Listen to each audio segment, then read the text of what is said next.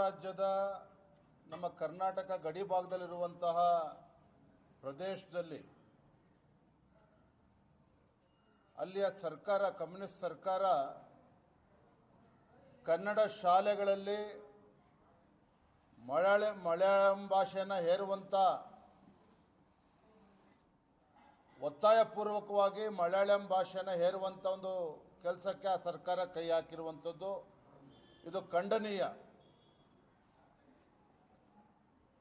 ಇದು ಭಾರತೀಯ ಜನತಾ ಪಾರ್ಟಿ ಇದು ಪ್ರಬಲವಾಗಿ ಖಂಡಿಸ್ತದೆ. ಅಷ್ಟೇ ಅಲ್ಲ, ಎಲ್ಲ ಕನ್ನಡ ಪರ ಸಂಘಟನೆಗಳು ಕೂಡ ಇದರ ಪ್ರಬಲ ವಿರೋಧವನ್ನು ಮಾಡಿದೆ. ನಾನು ರಾಜ್ಯದ ಮುಖ್ಯಮಂತ್ರಿಗಳಲ್ಲಿ ಕೇಳೋದಕ್ಕೆ ಇಚ್ಛಪಡ್ತೇನೆ, ಏನು ನಿಮ್ಮ ರಾಷ್ಟ್ರದ ಕಾಂಗ್ರೆಸ್ ಪಕ್ಷದ ಎಐಸಿಸಿಯ ಪ್ರಧಾನ ಕಾರ್ಯದರ್ಶಿಗಳು ಕೆ.ಸಿ. ವೇಣುಗೋಪಾಲ್ ಅವರು ಕರ್ನಾಟಕದ ವಿಚಾರದಲ್ಲಿ ಪದೇ ಪದೇ ಮೂಗು ತೋರಿಸುವಂಥ ಕೆಲಸವನ್ನು ಮಾಡ್ತಾರೆ. ನೀವು ಕೂಡ ವಯನಾಡಿನಲ್ಲಿ ಬೇರೆ ಬೇರೆ ಸಂದರ್ಭದಲ್ಲಿ ಕೇರಳಕ್ಕೆ ಸಹಾಯ ಹಸ್ತವನ್ನು ಕೂಡ ಕಾಂಗ್ರೆಸ್ ಸರ್ಕಾರ ಚಾಚಿರುವಂಥದ್ದು ನಿಮಗೆಲ್ಲ ಗೊತ್ತಿದೆ. ಮೊನ್ನೆ ಕೋಗಿಲು ಪ್ರಕರಣದಲ್ಲೂ ಸಹ ಕೆ.ಸಿ. ವೇಣುಗೋಪಾಲ್ ಅವರ ಅಬ್ಬರಿಸೋದಕ್ಕೆ ಇಡೀ ಕಾಂಗ್ರೆಸ್ ಸರ್ಕಾರವೇ ಇಲ್ಲಿ ನಡುಗೋಯ್ತು ಕರ್ನಾಟಕ ರಾಜ್ಯದಲ್ಲಿ. ಹಾಗಾಗಿ ಮಾನ್ಯ ಮುಖ್ಯಮಂತ್ರಿಗಳನ್ನು ಕೇಳೋದಕ್ಕೆ ಇಚ್ಛಪಡ್ತೇನೆ, ಕೇರಳದಲ್ಲಿರ್ತಕ್ಕಂಥ ನಮ್ಮ ಕನ್ನಡ ಶಾಲೆಗಳನ್ನು ಉಳಿಸುವಂಥ ಕೆಲಸದಲ್ಲಿ ಕೇವಲ ನಿಮ್ಮ ಹೇಳಿಕೆ ಪತ್ರಗಳನ್ನು ಬರೆದ್ರೆ ಸಾಕಾಗೋದಿಲ್ಲ. ನಿಮ್ಮ ಕೆ.ಸಿ. ವೇಣುಗೋಪಾಲ್ ಅವರ ಕಿವಿಯನ್ನು ಹಿಂಡಿ ಯಾವುದೇ ರೀತಿ ಕನ್ನಡಿಗರಿಗೆ ಅನ್ಯಾಯ ಆಗಬಾರ್ದು, ಕೇರಳದಲ್ಲಿರುವಂತಹ ಕನ್ನಡ ಶಾಲೆಯನ್ನು ರಕ್ಷಣೆ ಮಾಡುವಂಥದ್ದಾಗಲಿ, ಕೇರಳದಲ್ಲಿರ್ತಕ್ಕಂಥ ಕನ್ನಡ ಶಾಲೆಗಳ ಮೇಲೆ ಮಲಯಾಳಂ ಭಾಷೆ ಹೇರುವಂಥದ್ರಲ್ಲಿ ಯಾವುದಕ್ಕೂ ಕೂಡ ಅವಕಾಶನ ಕೊಡಬಾರ್ದು. ಈ ನಿಟ್ಟಿನಲ್ಲಿ ಸಿದ್ದರಾಮಯ್ಯ ಸರ್ಕಾರ ಒಂದು ಗಟ್ಟಿಯಾಗಿರ್ತಕ್ಕಂಥ ನಿಲುವನ್ನು ತೆಗೆದುಕೊಳ್ಬೇಕು ಅಂತೇಳಿ ನಾನು ಈ ಸಂದರ್ಭದಲ್ಲಿ ಆಗ್ರಹಪಡಿಸ್ತೇನೆ. ಸ್ಪೀಚ್ ಪ್ರಕರಣದಲ್ಲಿ ಯಾವ ರೀತಿ ಹೇಟ್ ಸ್ಪೀಚ್ ಕಾಯ್ದೆಯನ್ನು, ದ್ವೇಷ ಭಾಷಣದ ಕಾಯ್ದೆಯನ್ನು ಬೆಳಗಾವಿಯ ಚಳಿಗಾಲದ ಅಧಿವೇಶನದಲ್ಲಿ ಚರ್ಚೆಗೂ ಕೂಡ ಅವಕಾಶವನ್ನು ಕೊಡದೇನೆ ಹಿಂಬಾಗಿಲಿನಿಂದ ಕಾಯ್ದೆಯನ್ನು ಪಾಸ್ ಮಾಡಿ ಎರಡೂ ಸದನದಲ್ಲೂ ಕೂಡ ಯಾವ ರೀತಿ ಕಾಂಗ್ರೆಸ್ ಸರ್ಕಾರ ನಡ್ಕೊಂಡಿದೆ ಅನ್ನುವುದು ನಿಮಗೆಲ್ಲ ಗೊತ್ತಿರುವಂಥ ವಿಚಾರ. ಭಾರತೀಯ ಜನತಾ ಪಾರ್ಟಿ ಅಷ್ಟೇ ಅಲ್ಲ, JDS ಪಕ್ಷ ಇರ್ಬೋದು ಮತ್ತು ಬೇರೆ ಬೇರೆ ಸಂಘಟನೆಗಳು ಕೂಡ ಈ ಒಂದು ದ್ವೇಷ ಭಾಷಣದ ಕಾಯ್ದೆಯನ್ನು ವಿರೋಧ ಮಾಡಿದೆ. ಒಂದು ರೀತಿ ಕಾಂಗ್ರೆಸ್ ಸರ್ಕಾರ ಒಂದು ತುರ್ತು ಪರಿಸ್ಥಿತಿಯನ್ನು ಹೇರುವಂಥ ಒಂದು ದುಸ್ಸಾಹಸಕ್ಕೆ ಕೈ ಹಾಕಿರುವಂಥದ್ದು ರಾಜ್ಯದಲ್ಲಿ ಪ್ರತಿಯೊಬ್ಬರು ಕೂಡ ಇದು ವಿರೋಧ ಮಾಡ್ತಾ ಇದ್ದಾರೆ. ಹಾಗಾಗಿ ಬಹುಶಃ ರಾಜ್ಯಪಾಲರು ಕೂಡ ಅದನ್ನು ತಡೆ ಹಿಡಿಯುವಂಥ ಕೆಲಸ ಮಾಡಿದ್ದಾರೆ. ನಾವು ಕೂಡ ಇದನ್ನು ಮನವಿಯನ್ನು ಕೂಡ ನಾವು ಮಾಡಿದ್ದೇವೆ. Thank you. ರಾಜ್ಯದ ನಮ್ಮ ಕರ್ನಾಟಕ ಗಡಿ ಭಾಗದಲ್ಲಿರುವಂತಹ ಪ್ರದೇಶದಲ್ಲಿ ಅಲ್ಲಿಯ ಸರ್ಕಾರ ಕಮ್ಯುನಿಸ್ಟ್ ಸರ್ಕಾರ ಕನ್ನಡ ಶಾಲೆಗಳಲ್ಲಿ ಮಲಯಾಳಂ ಭಾಷೆಯನ್ನು ಹೇರುವಂಥ ಒತ್ತಾಯಪೂರ್ವಕವಾಗಿ ಮಲಯಾಳಂ ಭಾಷೆಯನ್ನು ಹೇರುವಂಥ ಒಂದು ಕೆಲಸಕ್ಕೆ ಆ ಸರ್ಕಾರ ಕೈ ಹಾಕಿರುವಂಥದ್ದು ಇದು ಖಂಡನೀಯ. ಇದು ಭಾರತೀಯ ಜನತಾ ಪಾರ್ಟಿ ಇದು ಪ್ರಬಲವಾಗಿ ಖಂಡಿಸ್ತದೆ. ಅಷ್ಟೇ ಅಲ್ಲ, ಎಲ್ಲ ಕನ್ನಡ ಪರ ಸಂಘಟನೆಗಳು ಕೂಡ ಇದರ ಪ್ರಬಲ ವಿರೋಧವನ್ನು ಮಾಡಿದೆ. ನಾನು ರಾಜ್ಯದ ಮುಖ್ಯಮಂತ್ರಿಗಳಲ್ಲಿ ಕೇಳೋದಕ್ಕೆ ಇಚ್ಛಪಡ್ತೇನೆ, ಏನು ನಿಮ್ಮ ರಾಷ್ಟ್ರದ ಕಾಂಗ್ರೆಸ್ ಪಕ್ಷದ ಎಐಸಿಸಿಯ ಪ್ರಧಾನ ಕಾರ್ಯದರ್ಶಿಗಳು ಕೆ.ಸಿ. ವೇಣುಗೋಪಾಲ್ ಅವರು ಕರ್ನಾಟಕದ ವಿಚಾರದಲ್ಲಿ ಪದೇ ಪದೇ ಮೂಗು ತೋರಿಸುವಂಥ ಕೆಲಸವನ್ನು ಮಾಡ್ತಾರೆ. ನೀವು ಕೂಡ ವಯನಾಡಿನಲ್ಲಿ ಬೇರೆ ಬೇರೆ ಸಂದರ್ಭದಲ್ಲಿ ಕೇರಳಕ್ಕೆ ಸಹಾಯ ಹಸ್ತವನ್ನು ಕೂಡ ಕಾಂಗ್ರೆಸ್ ಸರ್ಕಾರ ಚಾಚಿರುವಂಥದ್ದು ನಿಮಗೆಲ್ಲ ಗೊತ್ತಿದೆ. ಮೊನ್ನೆ ಕೋಗಿಲು ಪ್ರಕರಣದಲ್ಲೂ ಸಹ ಕೆ.ಸಿ. ವೇಣುಗೋಪಾಲ್ ಅವರ ಅಬ್ಬರಿಸೋದಕ್ಕೆ ಇಡೀ ಕಾಂಗ್ರೆಸ್ ಸರ್ಕಾರವೇ ಇಲ್ಲಿ ನಡುಗೋಯ್ತು ಕರ್ನಾಟಕ ರಾಜ್ಯದಲ್ಲಿ. ಹಾಗಾಗಿ ಮಾನ್ಯ ಮುಖ್ಯಮಂತ್ರಿಗಳನ್ನು ಕೇಳೋದಕ್ಕೆ ಇಚ್ಛಪಡ್ತೇನೆ,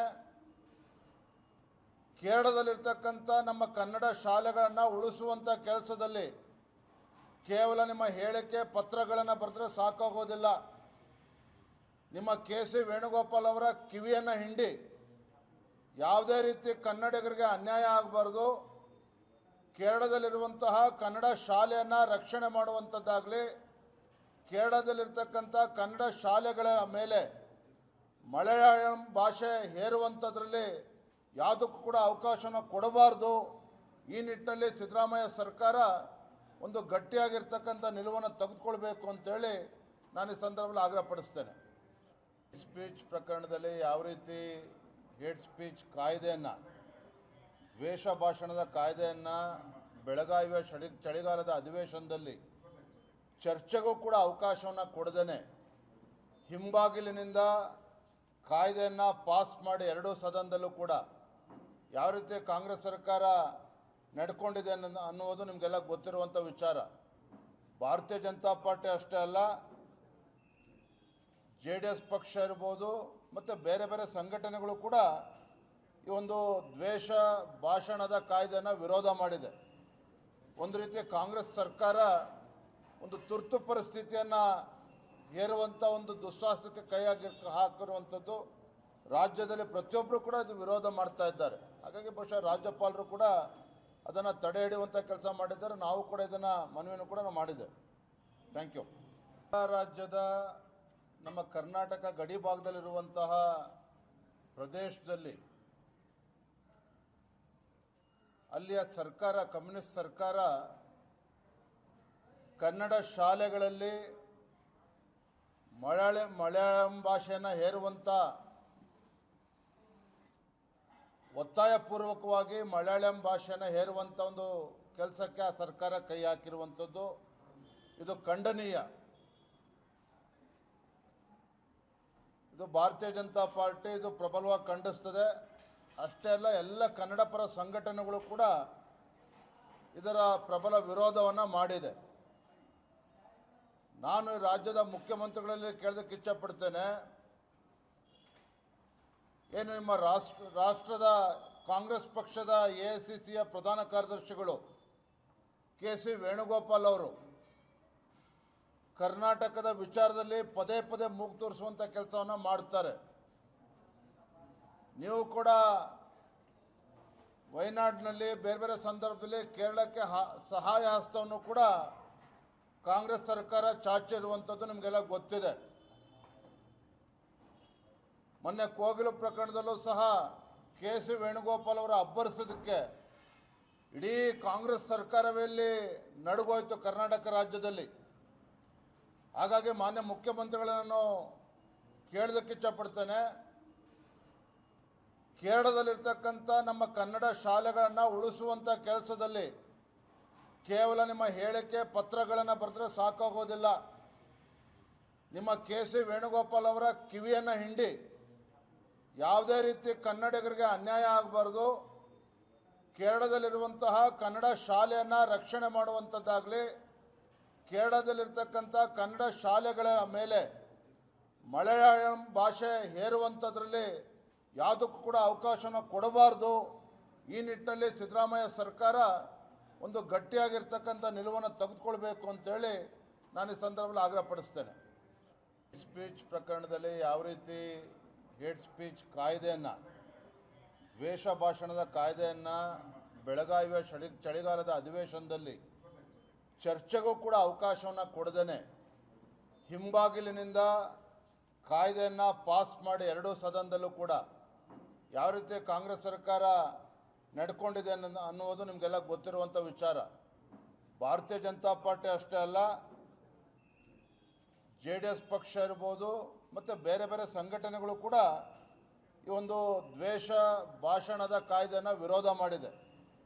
ಒಂದು ರೀತಿ ಕಾಂಗ್ರೆಸ್ ಸರ್ಕಾರ ಒಂದು ತುರ್ತು ಪರಿಸ್ಥಿತಿಯನ್ನು ಹೇರುವಂಥ ಒಂದು ದುಸ್ಸಾಹಸಕ್ಕೆ ಕೈ ಹಾಕಿರುವಂಥದ್ದು ರಾಜ್ಯದಲ್ಲಿ ಪ್ರತಿಯೊಬ್ಬರು ಕೂಡ ಇದು ವಿರೋಧ ಮಾಡ್ತಾ ಇದ್ದಾರೆ. ಹಾಗಾಗಿ ಬಹುಶಃ ರಾಜ್ಯಪಾಲರು ಕೂಡ ಅದನ್ನು ತಡೆ ಹಿಡಿಯುವಂಥ ಕೆಲಸ ಮಾಡಿದ್ದಾರೆ. ನಾವು ಕೂಡ ಇದನ್ನು ಮನವಿಯನ್ನು ಕೂಡ ನಾವು ಮಾಡಿದ್ದೇವೆ. Thank you.